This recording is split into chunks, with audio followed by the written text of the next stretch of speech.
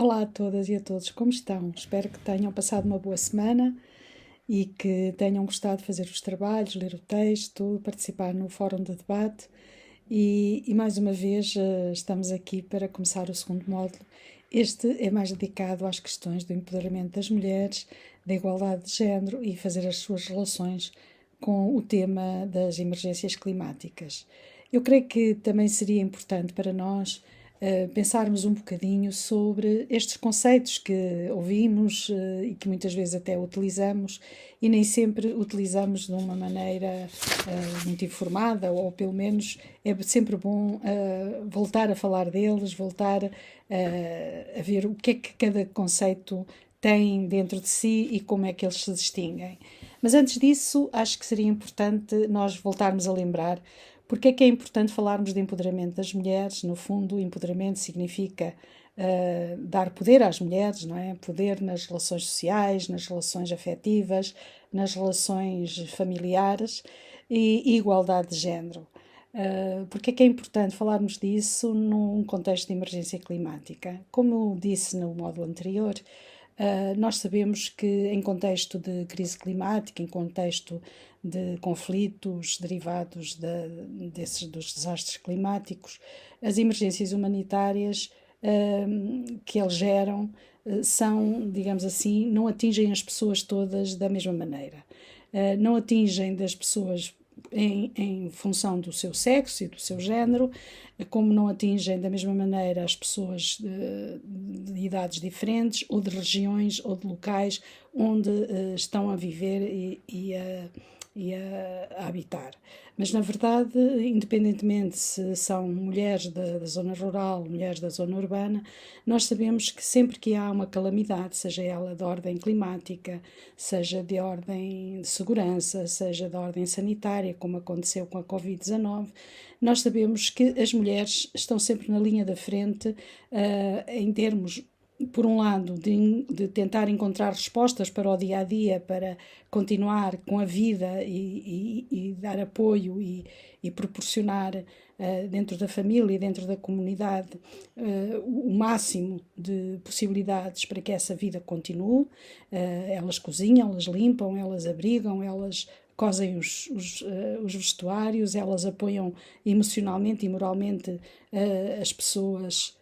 que estão a precisar de apoio, que estão mais desanimadas, são elas que cuidam das pessoas mais idosas, são elas que cuidam das crianças, são elas também que procuram sempre que haja alguma coisa na mesa para comer. Então nós sabemos que, por um lado, são as mulheres que têm mais trabalho a esse nível de manter as condições máximas de vida possíveis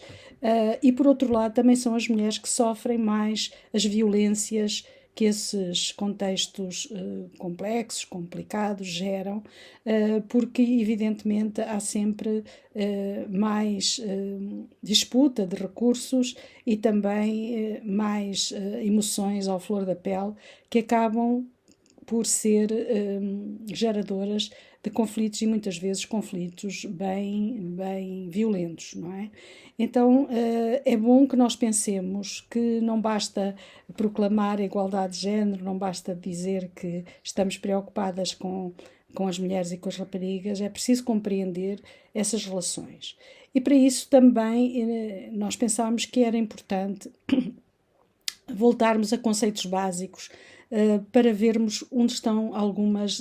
dos conteúdos com os quais podemos com os quais podemos trabalhar e utilizar nas nossas ações daqui para a frente. Então podemos falar, por exemplo, em machismo e patriarcado. Ouvimos falar muitas vezes do machismo e do patriarcado, mas não são a mesma coisa. O machismo são os comportamentos sociais, digamos assim, que prevalecem numa sociedade e que prevalecem a partir da ideia de que os homens, de alguma maneira, são superiores às mulheres. Mas o machismo tem muito a ver com os comportamentos e com as ideias culturais que isso gera. Por exemplo, em algumas sociedades nós vemos o homem ir à frente e a mulher caminha atrás dele, o machismo do que os homens julgam que para eles é importante sair no fim do trabalho, ir beber um copo com os seus amigos, mas já não acham normal que a mulher faça exatamente a mesma coisa. A mulher sai do serviço, vai buscar as crianças e vai para casa tratar das crianças e do jantar. Isso são comportamentos, o machismo tem que ver com estes comportamentos que legitimam uma certa maneira de ser homem ou de ser mulher. O patriarcado não é exatamente a mesma coisa. O patriarcado é uma estrutura de pensamento, uma estrutura social, uma estrutura política, uma estrutura económica que produz sistematicamente uma discriminação entre mulheres e homens, com base na mesma ideia de que os homens são superiores e que, portanto, têm privilégios e direitos que as mulheres não devem partilhar, ou que as mulheres não devem ter. E isso é um sistema que pode estar tanto numa empresa, como no governo, como nas autoridades, como na nossa família, como na nossa comunidade. É um sistema que produz sistematicamente a discriminação das mulheres e das raparigas e também de outras identidades sexuais que não se, digamos assim, não se conformam com uma certa ideia de masculinidade. Nós temos que pensar que há várias identidades sexuais que mesmo, por exemplo, homens trans, mulheres lésbicas ou homens gays, bissexuais, transexuais, etc., são identidades sexuais que muitas vezes não estão de acordo com, digamos, a masculinidade dominante de um homem que é, quanto mais homem é, para ser homem não pode chorar, pode ter ciúmes, mas não autoriza a mulher a ter ciúmes, o homem que acha que tem o dever de controlar a sua família, o telefone, o celular da sua esposa, enfim, e que são identidades sexuais que muitas vezes entram em conflito com estas masculinidades dominantes e, portanto, fazem parte são também parte das pessoas mais discriminadas pelo patriarcado. Por outro lado, temos o feminismo. O feminismo não é o contrário do machismo, o feminismo nem é o contrário do patriarcado. O feminismo são movimentos sociais, são movimentos de intelectuais que querem uma coisa muito simples. Querem que se reconheça que mulheres e homens têm a mesma dignidade humana, têm os mesmos direitos humanos e que não há nenhum motivo para discriminar as mulheres em qualquer esfera da vida, seja a esfera doméstica, comunitária, institucional, política, económica, cultural. E o feminismo apenas luta para que todas as mulheres possam ser respeitadas, possam viver livres de violência, possam ser felizes, possam escolher, possam ter um poder de escolher para si, para as suas famílias, aquilo que considerem ser mais adequado para a sua liberdade e para a sua felicidade. Então, o feminismo não é o contrário do patriarcado, não quer instaurar um sistema de discriminação dos homens, não quer instaurar um poder exclusivo das mulheres, quer simplesmente que as nossas sociedades reconheçam, valorizem o trabalho e os trabalhos e a vida das mulheres de maneira que elas não sejam nunca postas de lado, nem estejam nunca atrás dos homens, nem à sua frente, mas sim ao seu lado, a construir um mundo que seja bom para todas elas e, claro, também para todos eles. Outra questão é o género. O género, nós sabemos que não diz respeito às mulheres, diz respeito à construção social do que é ser mulher ou o que é ser homem numa determinada sociedade e num determinado tempo histórico. Não é igual a noção que temos de mulher em Moçambique ou a noção que temos da mulher na África do Norte ou na Europa ou nas Américas ou na Ásia. Há lugares onde ser mulher representa-se de uma determinada maneira e homem de outra maneira, e isso muda tanto na geografia como no tempo. Então essa construção social, porque é uma construção social, ela pode mudar,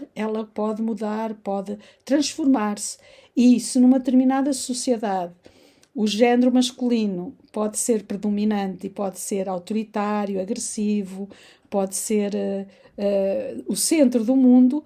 noutro lugar do mundo o género masculino pode já não ser assim. O género masculino pode ser uma pessoa compassiva, que tem compaixão, que partilha a sua autoridade, que é uma pessoa que gosta de ouvir, que dá o lugar às outras pessoas também. Então é importante perceber que o género é uma construção social e, como tal, nós podemos fazer evoluir e transformar as nossas sociedades para que o género feminino ou masculino, ou o género de outra identidade sexual qualquer, possa igualmente ser respeitada e valorizada e não ser discriminada. Ora, essa construção social cabe-nos a nós fazê-la evoluir, fazê-la mudar, transformá-la de forma a que tanto mulheres quanto homens se sintam bem no seu papel, na sua pele, na sua vida, sejam sujeitas da sua própria história, possam tomar as suas decisões de igual maneira e com igual poder sobre os seus corpos, sobre as suas mentes, sobre as suas vidas. Ora, isso seria o que nós poderemos chamar de igualdade de género e que está escrita e está garantida na Constituição da República de Moçambique e também na Carta dos Direitos Humanos e dos Povos de África. E é para lá que nós devemos olhar, para essa igualdade de género que deve fazer com que todas as cidadãs e cidadãos de qualquer lugar em Moçambique, mas da sua forma, à sua maneira, possam transformar as discriminações em igualdade, a violência em paz de espírito, em paz pessoal e coletiva, que possam transformar todas as injustiças com base no género em justiça social e justiça de género. Então, para isso é muito importante nós termos noção de um outro conceito, que é o conceito de estereótipo de género, que são aquelas imagens que nós temos, que são construídas socialmente e que nós temos na cabeça, que são as imagens, por exemplo, do que é uma boa mulher. E temos uma boa mulher sempre rodeada dos seus filhos, ou uma boa mulher que sabe cozinhar, ou uma boa mulher que sabe preparar o banho do seu marido, e tudo o que sai desta imagem nós tendemos a pensar que já não é uma mulher, ou que não é uma boa mulher. Isso são estereótipos de género, quando nós sabemos que há mulheres que, por motivos diversos, não querem ser mães biologicamente e por isso não são menos mulheres, simplesmente têm o poder ou têm a capacidade de decidir sobre a sua vida. Ou o que é um homem bom, um bom homem, aquele homem que é o chefe de família, aquele homem que é o provedor, quando nós sabemos que muitas vezes quem provém na família é a mulher e portanto, já não é a mesma imagem que temos da mulher e do homem. Isso são estereótipos de género. Mas, quando passamos aos preconceitos de género, aí já estamos não apenas na imagem que criamos da boa mulher, mas estamos a produzir, digamos assim, comportamentos, políticas,